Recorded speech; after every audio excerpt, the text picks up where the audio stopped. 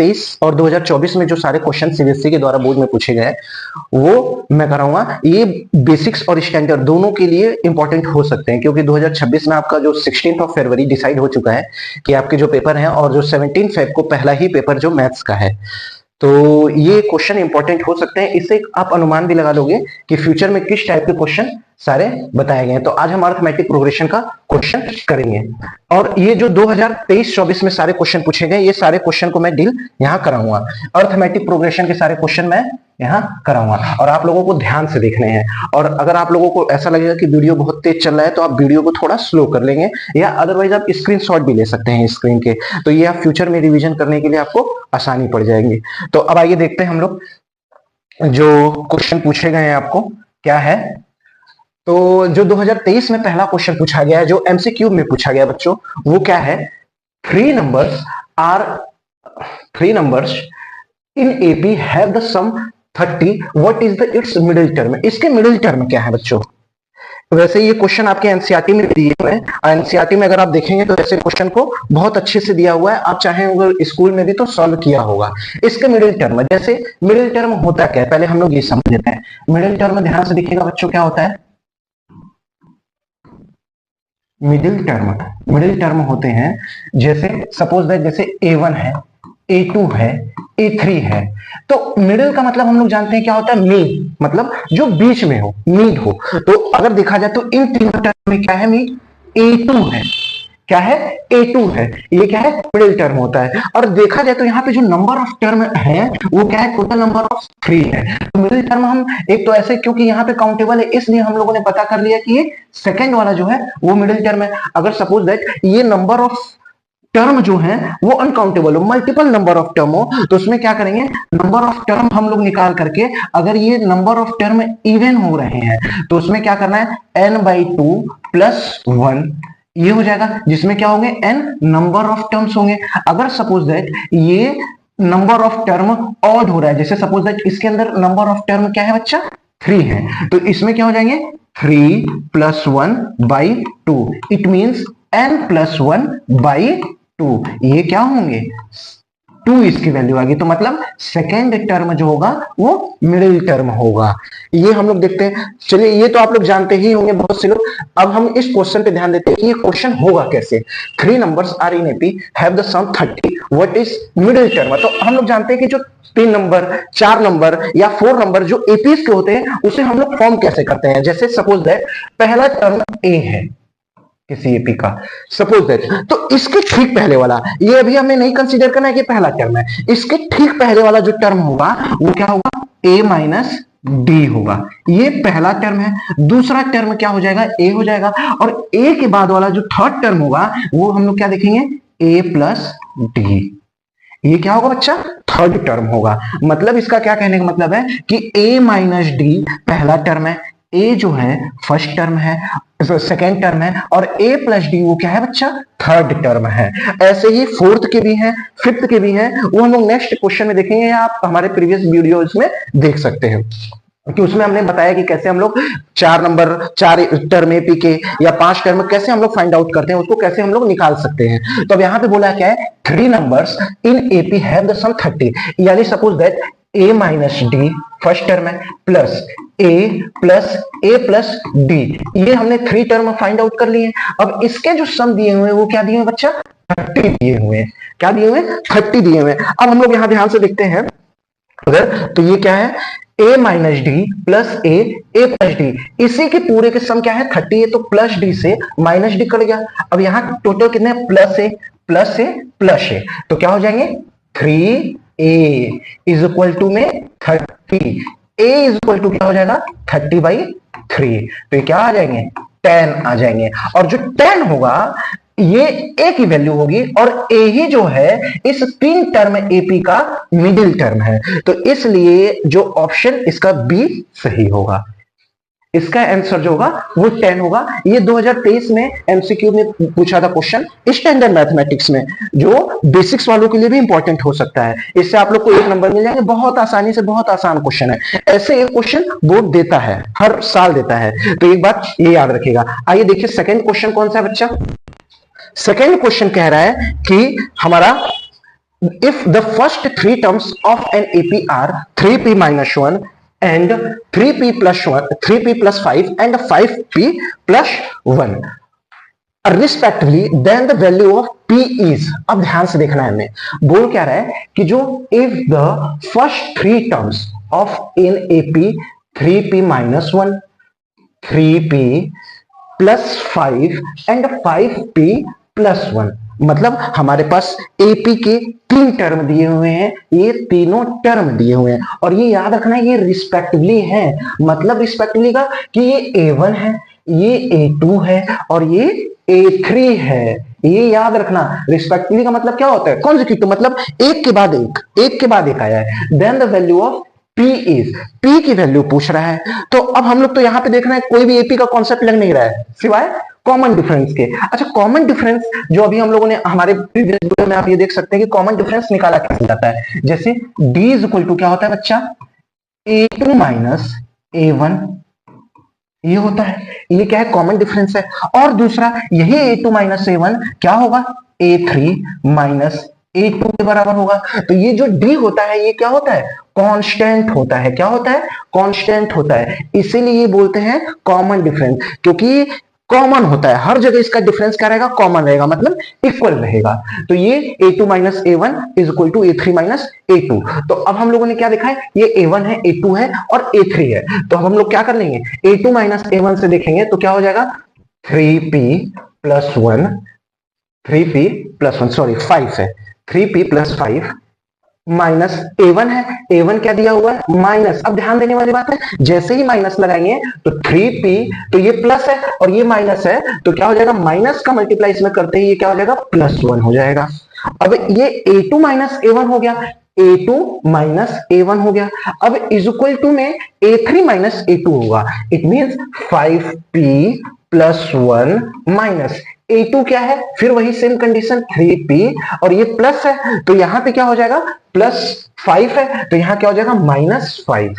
Clear है? कोई दिक्कत यहां तक? तो ये हम लोग क्या आ रहा है, इससे हम लोगों ने A2 minus A1, A3 minus A2 common difference हमारा इक्वल ही होगा, तो इसीलिए हम लोगों ने ये दोनों कॉन्सेप्ट लगा दिया है कि A2 माइनस A1 कर दिया और A3 माइनस A2 कर दिया। अब यहां ध्यान से देखना है क्या है, देखिए 3p से 3p कैंसिल आउट हो जाएगा। क्यों? क्योंकि दोनों का डिफरेंस साइन है, प्लस माइनस में है और यहां प्लस 5 है और ये प्लस 1 है, तो ये क्या हो जाएगा बच्चे? 6 हो जाएगा। और इधर क्या बचेगा? 5p माइनस 3p, तो ये क्या होगा? Plus 5p minus 3p, plus 5p minus 3p क्या होता है? 2p होता है। और यहाँ बिग डिजिट का साइन लगेगा तो बिग डिजिट 5 है और यहाँ माइनस 5 और प्लस 1 तो क्या हो जाएगा? माइनस 4।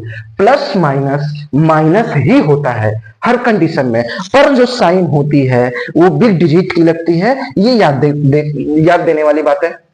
अब ध्यान से देखिएगा, ये 6 है, प्लस 4 का माइनस 4 का साइड चेंज करेंगे, 6 माइनस 4 का साइड चेंज किया, प्लस 4 हो गया, इज इक्वल टू में क्या हो गया? 2p हो गया। अब 2p इज इक्वल टू में क्या हो गया? 10 हो गया। p की वैल्यू क्या आ गई? 10/2। कितनी वैल्यू आ गई? 5 आ गई। तो हमसे क्या पूछा है? Then the value of P is, तो P की वैल्यू क्या होगी? 5। ऑप्शन डी करेक्ट होंगे। एक बात याद रखिएगा, ये मैं एक्सप्लेन कर रहा हूं तो इतना देर लग रहा है, आपको थोड़ी तेजी से, क्योंकि आपके ये 1 नंबर के क्वेश्चन आएंगे, इसमें आपको सिर्फ 2 मिनट में करना है इस क्वेश्चन को सॉल्व। तो आपको ये सब सारी चीजें सोचनी नहीं है, ये सब सारी चीजें लिखनी नहीं है, आपको डायरेक्ट इस लाइन को लिखना है। क्यों? क्योंकि ये ऑलरेडी नोन है, ये आप पहले से ही जानते हैं, बस आपको डायरेक्टली P की वैल्यू निकाल देनी है। आइए हम लोग नेक्स्ट क्वेश्चन देखते हैं। नेक्स्ट क्वेश्चन क्या है? देखिए नेक्स्ट क्वेश्चन क्या कह रहा है बच्चा? If the first n term of an AP is 3n square plus 4 and its common difference is 6, और इसके जो कॉमन डिफरेंस है वो क्या है बच्चा? 6 है। देखिए 3n स्क्वायर प्लस 4 है और इसके जो कॉमन डिफरेंस है 3n स्क्वायर प्लस 4n है, यहां ध्यान देने वाली बात है, and its common difference is 6, और इसका जो कॉमन डिफरेंस है बच्चा वो क्या दिया हुआ है? 6 दिया हुआ है। Then its first term is, तो इसका देखो इसके फर्स्ट टर्म निकालने हैं, मतलब हमें क्या निकालना है? a निकालना है। क्या निकालना है? a निकालना है। और हमारा d क्या दिया हुआ है बच्चा? d दिया हुआ है 6, और इसके फर्स्ट टर्म निकालने हैं हमें, और ये क्वेश्चन आया है 2024 में, याद रखना। अच्छा, ये क्वेश्चन भी एनसीईआरटी में इस टाइप का क्वेश्चन दिया हुआ है, यहां ध्यान से देखने वाली बात है। तो अब if the sum of first n term of AP is 3n square 4n है, तो जो Sn होता है वो क्या होता है, sum of n term। sum of n term यहां ऑलरेडी गिवन है, वो क्या है 3n स्क्वायर प्लस 4n, यही है हमारा, यही है n टर्म। क्लियर है ना, कोई दिक्कत नहीं। अच्छा, ये कैंसिल हो जाए, कट हो जाएगा ना, थोड़ा सा इसको पोस्ट करो। तो अब यहाँ पे जो Sn दिया हुआ है वो क्या दिया हुआ है 3n स्क्वायर प्लस 4n। इसके दो तरीके से इसको सॉल्व किए जा सकते हैं। इसके देखिए दो मेथड है सॉल्व करने के लिए। ये देखिए MCQ में दिया हुआ है, तो आपको कुछ करना नहीं है। इसके क्या दिया है, बोला क्या है, इसका फर्स्ट टर्म, मतलब फर्स्ट टर्म का मतलब क्या होता है बच्चा, A1 हमें निकालना है। A1, एक बात आपको हमेशा याद रखनी है AP में, जो सम ऑफ फर्स्ट टर्म होगा, सम ऑफ फर्स्ट टर्म वो हमेशा किसके बराबर होगा, फर्स्ट टर्म के ही बराबर होगा, क्योंकि जो पहला टर्म होगा वो खुद का भी तो सम होगा।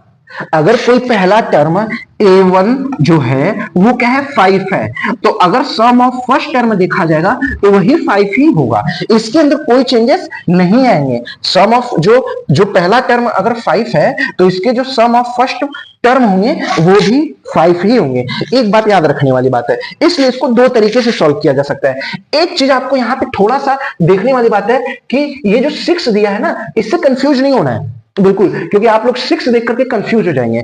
ये 6 इसलिए दिया है कि आप लोग टाइम ज्यादा लगाओ सॉल्व करने में। देखो, इसको पहले हम लोग कैसे कर देंगे, पहले इसका आंसर हम लोग देख लेते हैं। तो जो अभी हमने बताया कि जो फर्स्ट टर्म होगा वही सम ऑफ फर्स्ट टर्म होगा, तो हमें S1 निकालना है सपोज, क्योंकि फर्स्ट टर्म ही बोला है S1। तो अब यहाँ पे क्या हो जाएगा, 1n की जगह क्या है 1 है, तो 3 into 1 square plus 4 multiply by 1। जहां जहां n है वहां हमने 1 रख दिया, बस 1 पुट कर दिया, तो ये क्या आ गया 3 आ गया और प्लस 4 आ गया, तो ये क्या हो गया 7 हो गया। तो आंसर इसमें देखेंगे ऑप्शन कौन सा है, ए ऑप्शन है, ये 7 है। तुरंत खट से हमें लगा के आगे निकल जाना है, इसमें ज्यादा सोचना नहीं है। कुछ लोगों के दिमाग में आ रहा होगा कि सर ये 6 दिया है, आपको कंफ्यूज करने के लिए दिया है और किसी चीज के लिए नहीं दिया है। एक बात और याद रखना है कि इस 6 का भी रोल है। इस क्वेश्चन को जब दूसरे मेथड से, मतलब आप कह सकते हो एक इसका अल्टरनेट मेथड है, उससे अगर सॉल्व करोगे तो उसमें 6 की आवश्यकता आपको पड़ेगी। वो हम लोग देखते हैं कैसे पड़ेगी, उसको हम थोड़ा सिंप्लीफाई करा देते हैं। जैसे बच्चा अब ध्यान से देखना, सम ऑफ n टर्म दिया क्या है 3n स्क्वायर प्लस 4n, लेकिन हाँ MCQ में आपको ऐसे ही सॉल्व करना है जो हमने मेथड बताया है। अब सम ऑफ n टर्म, और जो सम ऑफ n टर्म का फॉर्मूला होता है वो क्या होता है n/2 ब्रैकेट में 2a plus n minus 1 d होता है। और यहां पे देखिएगा, अब यहां पे क्या दिया हुआ है, d की वैल्यू 6 दी हुई है। अब इस d की वैल्यू जब 6 दिया हुआ है तो d की जगह हम लोग 6 लिख देंगे, और जो सम ऑफ n टर्म दिया हुआ है वो 3n स्क्वायर प्लस 4n दिया हुआ है। एक लाइन और सॉल्व करा देता हूं मैं, क्योंकि इसके आगे का क्वेश्चन आप खुद से भी सॉल्व कर लोगे। इसमें n/2 ब्रैकेट के अंदर 2a plus n minus 1 d is equal to में, अब यहां ध्यान से देखिएगा दोनों में क्या है n कॉमन है, तो taking a common as n, तो n को कॉमन ले लिया तो बचा क्या 3n प्लस 4, ये हुआ n से n कट गया बच्चा, कोई दिक्कत नहीं है। अब यहां पे देखो 2 है, 2 का चाहो तो इसमें मल्टीप्लाई कर दो 1/2 का, या 2 का चाहो तो इधर क्रॉस मल्टीप्लाई कर दो, तो क्रॉस मल्टीप्लाई करना थोड़ा सा आसान होगा हमारे लिए। तो अब ध्यान से देखिएगा 2a प्लस n माइनस 1, और ये क्या हो गया d हो गया। अब यहां 2 का अगर इसमें मल्टीप्लाई कर देते हैं तो क्या हो जाएगा 6n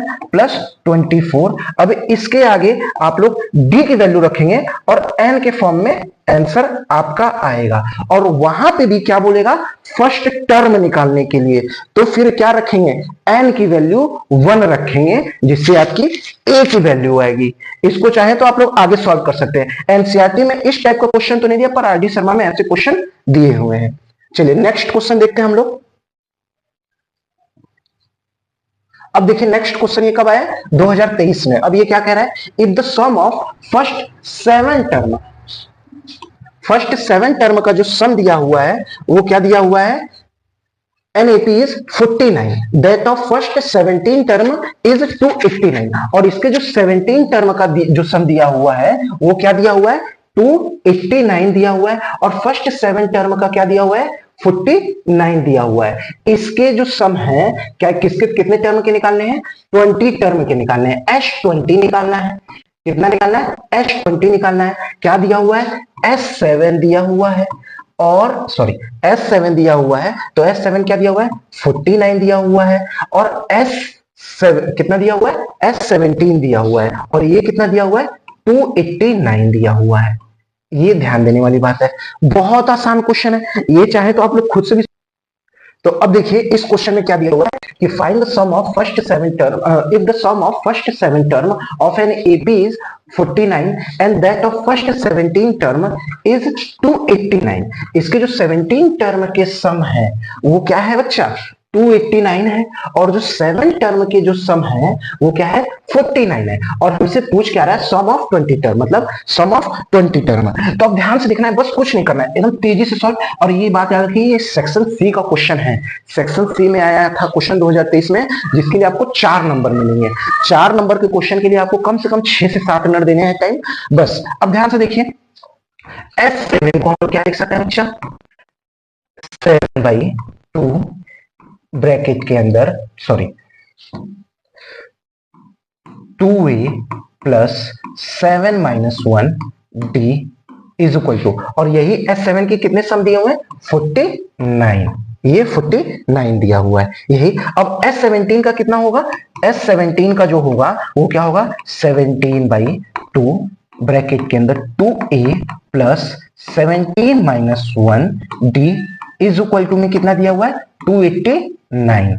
ये ध्यान देने वाली बात है। एक बात याद रखिएगा, आप लोग चाहें तो इसको पेपर पे वर्टिकली 2 साइड सॉल्व कर सकते हैं। फर्स्ट साइड में इधर S7 को सॉल्व करिए और सेकेंड साइड में कॉपी के S17 को सॉल्व कर सकते हैं, या अदरवाइज एक एक को सॉल्व करिए। पहले इस S7 को सॉल्व कर लीजिए फिर S17 को सॉल्व कर लीजिए। तो अब यहां ध्यान से देखना है कि S7 को हम लोग और क्या लिख सकते हैं। यहां देखिए 7/2 है, तो 7 से 49 कितने टाइम्स में कैंसिल होगा 7 7 जा 49।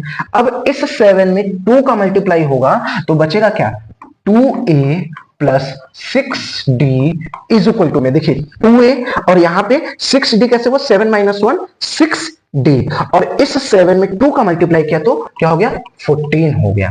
ये हम लोग देख सकते हैं। तो हमारे पास आया क्या है, अब यहां पे देखिए एक लाइन और समझ लीजिए, यहां पे 2a प्लस 6d में 2 कॉमन ले सकते हैं, तो बचा क्या a plus 3d is equal to में 14/2। ये क्या हो जाएगा 2 7 जा 14, तो ये क्या हो गया। अब ये 2 देखिए यहां ध्यान से देखिएगा, ये हमने कैसे किया है, यहां से 2 कॉमन लिया है और 2 को अपॉन में भेज दिया, मतलब क्रॉस मल्टीप्लाई कर दिया, ट्रांसपोज कर दिया उसको। तो a plus 3d is equal to क्या हो गया 7 हो गया। a plus 3d is equal to क्या हो गया 7। अब तो इसका आगे कुछ सॉल्व नहीं कर सकते, ये अब इसका आगे कुछ भी ना गिवन है ना कुछ हम लोग सॉल्व कर सकते हैं। तो जब कुछ नहीं सॉल्व कर सकते तो इसे मान लेते हैं क्वेश्चन नंबर 1। अब देखिएगा S17 को सॉल्व करते हैं बच्चा। अब देखिएगा S जो 17 है वो 289 को कट करेगा कितने टाइम्स में, 17 का जो स्क्वायर ही होता है वो क्या होता है 17 होता है, तो 17 17 जा क्या हो जाएगा 289। अब इस 2 का वही सेम ऊपर वाले में जो किया है इसमें करेंगे, तो 17 में 2 का मल्टीप्लाई करेंगे तो क्या हो जाएगा 34, तो 2a प्लस, अब ध्यान देखिएगा ये 17 माइनस 1 क्या हो गया 16d इज इक्वल टू क्या हो गया 34। अब यहां से देखिए इसमें से भी 2 कॉमन ले सकते हैं, इसमें से जब 2 कॉमन ले लेंगे तो बचेगा क्या a plus 8d is equal to में 17। ये बचा, ये हमारा क्या हो गया a plus 8d is equal to में 17, क्योंकि 2 अपॉन में इसके चला गया। तो अब इसके आगे भी कुछ नहीं सॉल्व कर सकते, तो इसे ले लेते हैं इक्वेशन सेकेंड।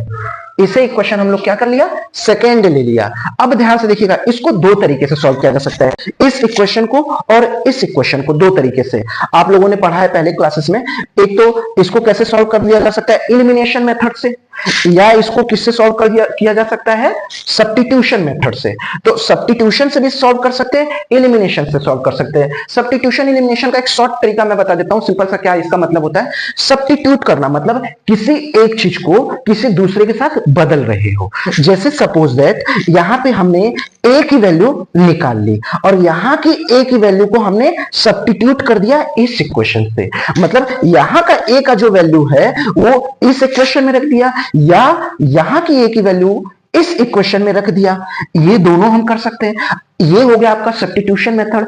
एलिमिनेशन मेथड क्या होता है, आपको सबसे अच्छा पड़ेगा इस क्वेश्चन को एलिमिनेशन मेथड से।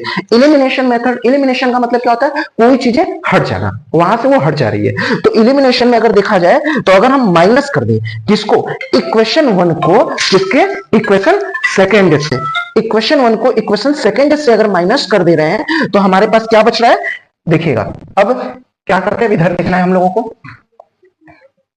Subtract equation 1 from second. 1 को सेकेंड से सब्ट्रैक्ट कर देना है। तो अब ध्यान देखिएगा, इक्वेशन वो सेकेंड है क्या, देखिए फ्रॉम वाला, फ्रॉम के बाद जो होगा वो हमेशा पहले लिखेंगे। तो a plus 8d is equal to में 17। अब ध्यान देखिएगा, इसके नीचे क्या होगा, 1 आएगा। तो a plus 3d is equal to में क्या होगा, 7। अब ध्यान से देखिएगा, माइनस हम लोग कर रहे हैं मतलब सब्ट्रैक्ट कर रहे हैं। इसका मतलब जब हम लोग सब्ट्रैक्ट करेंगे तो हमेशा सेकंड वाला इक्वेशन, मतलब जो ये वाला इक्वेशन होगा, ऊपर वाला नहीं ये वाला, इसके साइन को रिवर्स कर देंगे, कुछ नहीं रिवर्स कर देना है। तो ये देखिए प्लस ए है, क्या है, प्लस ए है। तो ये प्लस ए है तो क्या हो जाएगा, नीचे माइनस। यहाँ प्लस 3d है तो क्या हो जाएगा, नीचे माइनस। और यहाँ प्लस 7 है तो क्या हो जाएगा, नीचे माइनस हो जाएगा।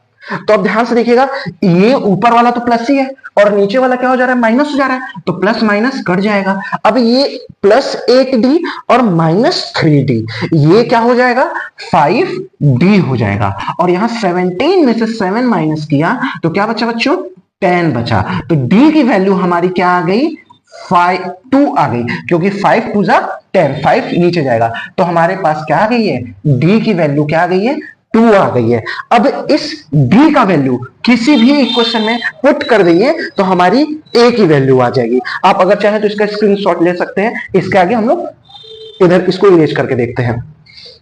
अब देखिएगा, अब हमारे पास d की वैल्यू तो आ गई है, लेकिन हमें क्या पूछा है, 20 टर्म। और 20 टर्म के लिए तो n तो दिया हुआ है 20, हमें a और d चाहिए। तो अब ध्यान से देखिएगा, put the value of d into equation 1, equation 1 में पुट कर देते हैं। तो इक्वेशन 1 हमारा यही है। इक्वेशन 1 में अगर d की वैल्यू पुट कर देना बच्चा तो क्या बच रहा है, a प्लस d की वैल्यू कितनी आई है, 2 आई है, 3 इंटू 2।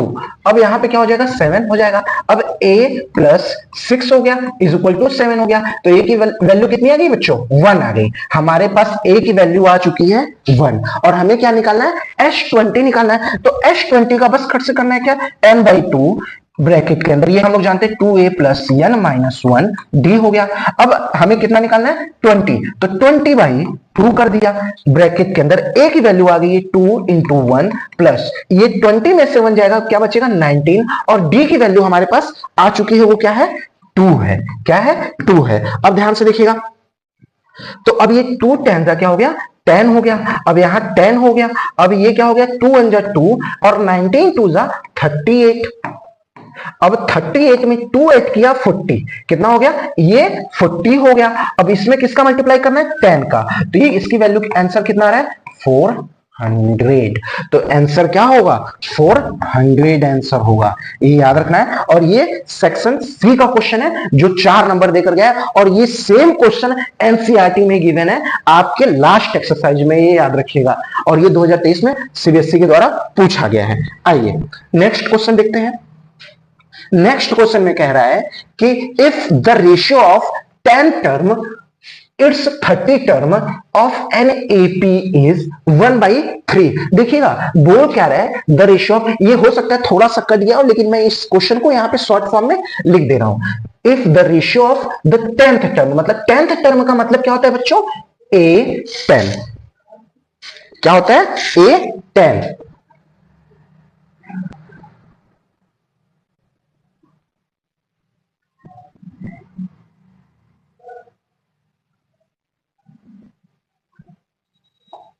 जो देखिएगा A10 दिया हुआ है, तो A10 दिया हुआ है वो क्या दिया, A10 और A30 का जो रेशियो दिया हुआ है, A10 और A30 का जो रेशियो दिया हुआ है, रेशियो को हमेशा जैसे कोई भी टर्म हुआ, जैसे A और A रेशियो B है, ये समझने वाली बात है, तो इसको हम लोग क्या लिख सकते हैं, A बाई बी।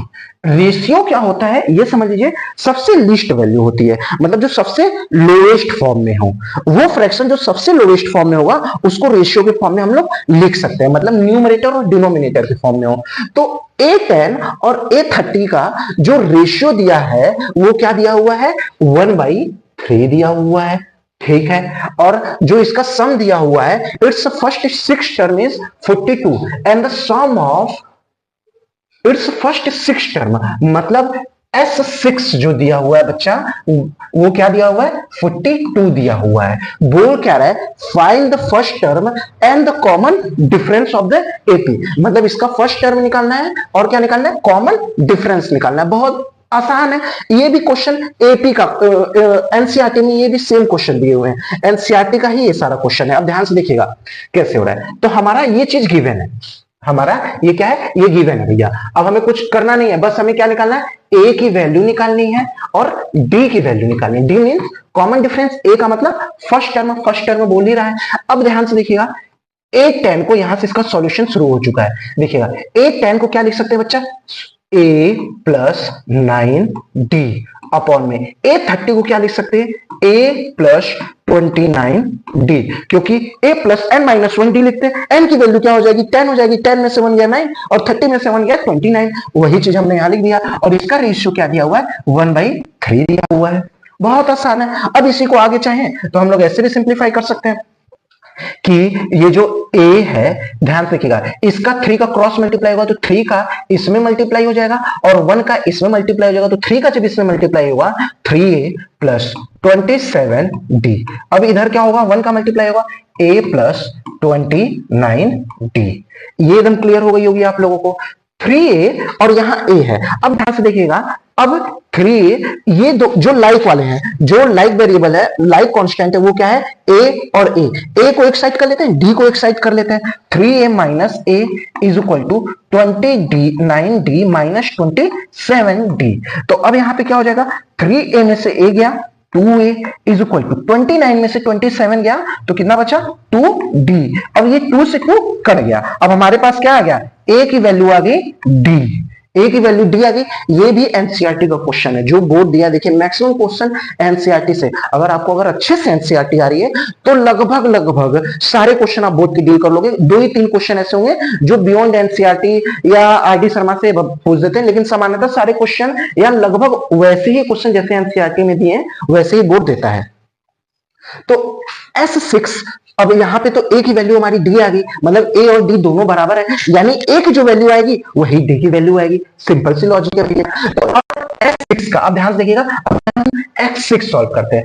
S6 को क्या लिख सकते हैं बच्चा, 6 अपॉन में 2 ब्रैकेट के अंदर 2A प्लस 6 माइनस 1, 6 माइनस 1 को क्या लिख सकते हैं बच्चा, 5D। और A इक्वल टू में क्या दिया हुआ है, 42। एक बात याद रखिएगा, ये क्वेश्चन जो है लॉन्ग टाइप क्वेश्चन है, ये 4 से 5 नंबर आप लोग को देकर जाएंगे। मैं यहां भले ऐसे सॉल्व, ये वाले सही है, जैसे मैंने यहाँ पे फॉर्मूला नहीं लिखा है, आप लोगों को इसके ऊपर फॉर्मूला लिख करके दिखाना होगा। ये आप लोग को ध्यान देने की बात है, 2A plus n minus 1D। नहीं ध्यान देंगे, नहीं लिखेंगे तो नंबर तो नहीं कटेगा, एग्जामिनर जो होगा थोड़ा सा नेगेटिव आप लोगों के प्रति बैठा लेगा कि लड़का जो है मगअप करके आया है, तो इस चीज को ध्यान देना है। तो अब यहाँ पे 2 3 जा क्या हो जाएगा, 6 हो जाएगा, 3 का मल्टीप्लाई हो गया। अब ध्यान से देखिएगा, 3 से ये 42 कट जाएगा, क्यों, क्योंकि दोनों प्रोडक्ट की फॉर्म में है, तो ये कितना हो गया, ये 14 हो गया। तो बचा क्या है हमारे पास, ध्यान से देखिएगा, 2A plus 5D is equal to में क्या हो गया, 14। अब हमारे पास क्या है, A की वैल्यू D आई है, तो जहां A है या तो वहां D लिख दे, या जहां D है वहां A लिख दे। तो जहां D है वहां A लिख देते हैं, तो 2A प्लस 5D की जगह, देखिए D की जगह हम लोग ये लिख सकते हैं, तो 5A इज इक्वल टू में क्या हो गया, 14। अब यहाँ 5A प्लस 2A क्या हो जाएगा, 7A इज इक्वल टू में क्या हो गया, 14 हो गया। A इज इक्वल टू क्या आ गया, 2 आ गया, क्योंकि 14/7 करेंगे तो क्या आएगा, 2 आएगा। कोई दिक्कत यहां तक? a की वैल्यू 2 आ गई तो वही क्या होगी, d की भी वैल्यू होगी। अगर सपोज इसमें बोल देता है कि वो AP क्या है, तो बस कुछ नहीं करना है। अगर पहला टर्म A ही होता है तो 2 पहला टर्म है, दूसरा टर्म क्या होगा, कॉमन डिफरेंस भी तो क्या होगा 4 होगा, तीसरा टर्म क्या होगा 6 होगा, चौथा टर्म क्या होगा 8 होगा, पांचवा टर्म 10 होगा। ऐसे ऐसे ये बढ़ते चले जाएंगे, जो सारे इवन नंबर का सीक्वेंस बनेगा। ये हो गया हमारा क्वेश्चन। अब देखते हैं नेक्स्ट क्वेश्चन बच्चे लोग। अब नेक्स्ट क्वेश्चन क्या दिया हुआ है, देखिएगा नेक्स्ट क्वेश्चन दिया हुआ है कि the common difference of the AP 1/2x 1 - 4x upon 2x 1 - 8x upon 2x is, इसका क्या पूछा है, कॉमन डिफरेंस पूछा है। क्या पूछा है, कॉमन डिफरेंस पूछा है। अब ध्यान से देखिएगा, ये एमसीक्यू है, इसमें ज्यादा समय नहीं देना है, बस इसको खट से हमें सॉल्व करना है। ये लिखना नहीं है जैसे पहले वाले क्वेश्चन में लिख रहे थे A2 - A1 A3 - A2, ऐसा कुछ लिखना नहीं है, इसमें डायरेक्ट सॉल्व करना है, क्योंकि हमें एमसीक्यू में लिखने का नंबर नहीं मिलता है, हमें एमसीक्यू में सही ऑप्शन करेक्ट लिखने का आंसर मिलता है, सही ऑप्शन टिक करने का मिलता है। तो अब ध्यान देखिएगा, वो तो हम लोग जानते हैं क्या होता है A2 - A1, तो यहीं पर हम डायरेक्ट लिख लेते हैं, ये क्या हो गया A1, ये क्या हो गया A2 और ये क्या हो गया A3 हो गया। तो बस कुछ नहीं करना है, A2 - A1 1 - 4x अपॉन में 2x इज माइनस में 1/2x इज इक्वल टू में A3 - A2 होगा तो 1 - 8x अपॉन में 2x माइनस में A2 1 - 4x अपॉन में 2x होगा। बस यही चीज तो हमें निकालना है। तो अब यही कॉमन डिफरेंस है, ये दोनों बराबर है और हमें ये सिर्फ निकालना है, ये याद रखिएगा। तो कॉमन डिफरेंस और यही किसकी वैल्यू होगी, डी की वैल्यू होगी। चाहे तो इसके पहले जो लिखे थे वो भी आप निकाल सकते हो, नहीं तो डायरेक्ट इससे निकाल लो, इससे भी आ जाएगा। तो ध्यान देखिएगा 2x है तो इसका एलसीएम क्या हो जाएगा 2x हो जाएगा। क्या हो जाएगा 2x। अब देखिए 2x के टेबल में 2x 1 टाइम में आएगा तो 1 का पूरा मल्टीप्लाई करेंगे तो 1 - 4x हो गया। अब यहाँ 2x में 1, यहाँ -1। अब देखिएगा ये -1 और ये +1 कट गया। अब बचा क्या है -4x बाई 2x बचा है और ये क्या है d है। अब देखिए x से x कट गया, 2 2 जा 4 हो गया, d की वैल्यू आ गई हमारे पास -2 और -2 क्या है ये है। ऑप्शन बी हमारा करेक्ट होगा। अब हम यहां से नेक्स्ट क्वेश्चन पे देखते हैं।